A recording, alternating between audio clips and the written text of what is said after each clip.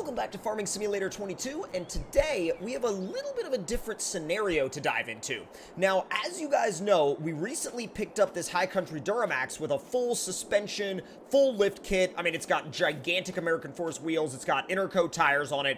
It is very, very set up. Now, obviously, if you were going to be doing dedicated off-road stuff, you would probably go to a different wheel design, but as of right now, I think we're all right. As you can see also, the farm has been doing pretty well. If you look up there in the top right, $78 million, which I will tell you, that is more due to these guys over here than anything else. And if you don't know what these are, that is basically a mod that is a money generator, but due to the fact that this is more of a roleplay farm and not a dedicated campaign-focused farm, a little bit of a different approach to this particular type of gameplay. However, I do have some beehives over here. They have been producing actually quite a bit of honey, so we do need to take this off to town and we need to sell it. But before we do that, what we need to do is we need to actually back the Duramax up, get it over there, and lower the tailgate so we can throw it in the back of the truck, and that way we can make a little bit of space over there. So let's go ahead and unfold the tailgate.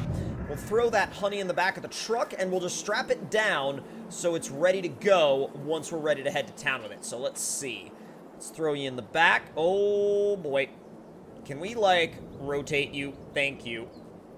Fortunately, these are not as breakable as you might think, and let's drop you right there, and that should just about do. That should just about do it. I mean, they're pretty much in the back. Okay, cool. Awesome. So now, let's go and see if we can we strap that thing down? There, oh, there we go. Perfect. Perfect. Okay. So now, you are ready to head to town whenever we're ready, and I'm going to actually just shut the tailgate on that real quick. We'll use this to take the honey down to town, but before we do that, we're going to go ahead and move you over there, get you out of the way, and now we got to address the next thing. So, this guy, I think it's been having some fuel issues because it won't start. It just cranks. You literally get in it, and then it just dies. You get in it, you try to start it up, and then it literally just dies. Tries to start it up, and then it just doesn't crank. So I've actually put a call in to the shop that's out in town. They're going to come out here with a rollback and pick it up. And really until they get here, because I wanted to be here when they got here, until they get here, I think we're just going to have to wait for that truck to show up. God, that's actually... I didn't think that the honey was going to put that much weight in the back of the Duramax. This thing might need some stiffer springs in the rear. But let's go ahead and see, where that rollback is. All right, let's get the good old tow truck fired up today. Apparently some dude's Dodge is having fuel issues, so we got to get out there and winch it up onto the back of the rollback and then bring it back in here to the shop and see what's going on with it. All right, let's head on out. Now this thing's been pretty much good old reliable for the shop for a long time. It's a simple truck. It's very much so a workhorse. It's not very difficult to drive. It's not very difficult to operate, but it absolutely gets the job done. You got your radio up there so you can stay in communication with whoever else is on the job, and let's make our way on out.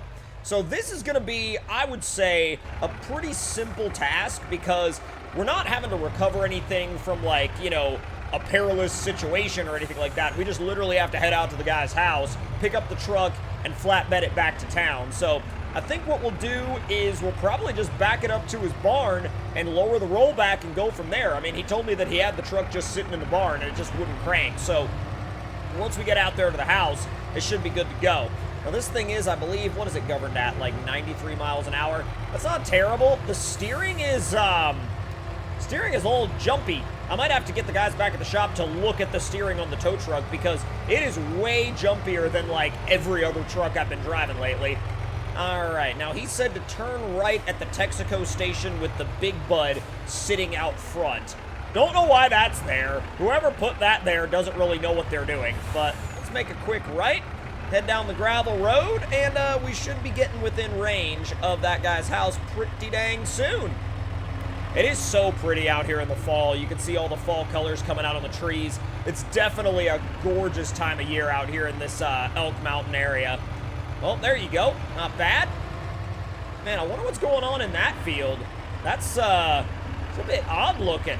I wonder what's up with that. A little bit strange for sure. You can definitely see the tire tracks. I bet you this dude drives this road all the time. I feel like he's the only one that lives out here. So if he's driving the road all the time, this has to be his tire tracks. Oh, there's his house.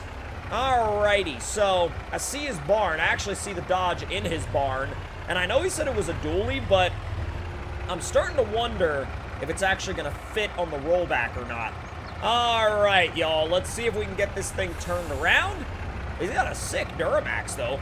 That thing looks good. Alright, let's get you backed up. Not bad. Not bad. Now, let's see where we want to set this thing up.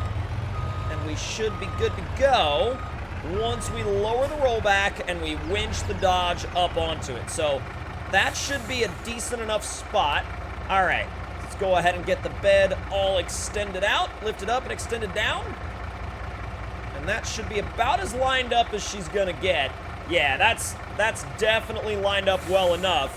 And now we gotta winch it on. Well, we got it winched on up there. It's definitely a tight fit, and I don't know if it's gonna actually make it all the way up onto the tow truck correctly, but I'm crossing my fingers and hoping for the best that this good old Chevy 5500 is actually able to support all of this on that tow body. So let's see what happens when we go ahead and raise. Oh no!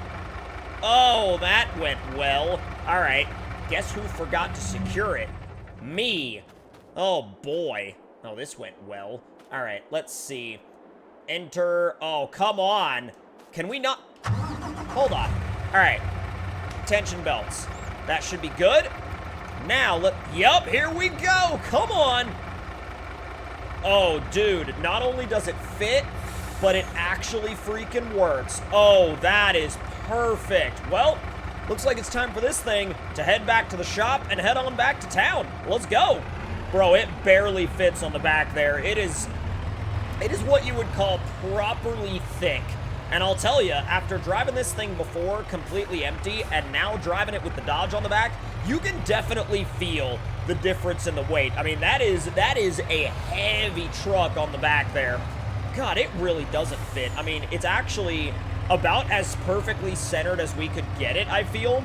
Because just a little bit of the tires sticking out on that side and just a little bit of the tires sticking out on that side. The front fits, the rear, not quite. The rear is definitely in sketch territory. Now let's ease you on around these turns. I'm trying to be really careful because the last thing I want to do is flip the tow truck over with this guy's, Ram 3500 dually on the back. That would not be a that would not be a situation I would want to be a part of. Let's just say that. All right, whoa, easy. All right, let's go to make sure that we stop real quick. You don't know who's gonna be yeeting around that turn. All right, what directions? I think we got time. Come on. Wow, acceleration is a lot slower with all this weight in the back. That's why when I said I think we got time, and then I went ahead and pulled onto the road, and I was like, maybe we don't quite have time because that was sketchy. That was a little closer than I was comfortable with. 35? You mean 80. It's fine. Things got good brakes though. It slows down real quick and real well. I'm trying to be a little bit smoother with these steering inputs because that's apparently what this truck likes. The steering is very almost overreactive. Slow apparently. Well, it looks like we don't have to stop. They do. We just have to slow down. Oh, where are you headed off to? Huh. That's like one of the first, random bystanders I've seen in this town in a long time. Oh, God. Really trying not to hit the light pole. Yeah, that would not be something I'd want to deal with either. Alrighty. Who left the door open to the garage? Me? Nonsense. I would never do that. Alright, let's get you turned around and get you into the shop. Alright, back it up. And we'll get it lined up. Not too bad. All right, she's good to go there.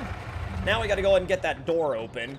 And while we're at it, we may as well close this door as well because those doors are not supposed to stay open. All right, door's good to go. We'll pull you in the shop. Back it in. Oh, not bad at all, dude. All right, so now we just have to lower it. God, I love watching this thing do its work. It's so sick. It's so freaking cool. All right, so that's good to go there. And then now we go ahead and undo the belts. And we fold this back up, and then we ease away from it, and now it's good to go. Not bad. Not bad at all. So really all we got to do at this point is we got to park the tow truck and then shut the door and let the guys in there get to work on it, work their magic a little bit, and then see if we can get that thing to fire up. Let's park you right over here. Don't smash into the dumpsters. And, well, if we smash into the dumpsters, it's not going to be any good either. All right, door's coming down, and now it's time to get to work on this Dodge and see if we can figure out what's going on under the hood. Well, a few hours have gone by, and the guys have told me that they've got it running, so I'm just going to go over here and verify that it runs, and if it starts up and runs, we're going to go in and give him a call and tell him to come down and get it. Let's see what she does. Hey, there it is! Properly fires up. Properly roars to life, too. God, this thing is properly loud, but it's got a really nice tone to the exhaust. You can hear a lot of spool from that turbo as well. So we're going to go ahead and pull it around and park it out front. We're going to give him a call and let him know that it's time to pick this thing up. And bro, I am so happy that this thing is properly running again. It made me sad when I picked it up and I saw that it wouldn't start, but oh dude, the fact that it's running now, not only is it awesome that it's actually running properly again, but the dude will have his work truck back. So, hey, there's always there's never a bad part of having your work truck back. But if you guys enjoyed this video on Farming Simulator 22, make sure to leave your thoughts and opinions in the comments below. Hit that like button if you enjoyed. Subscribe if you're new, and I will see you guys next time. Talk to you all later.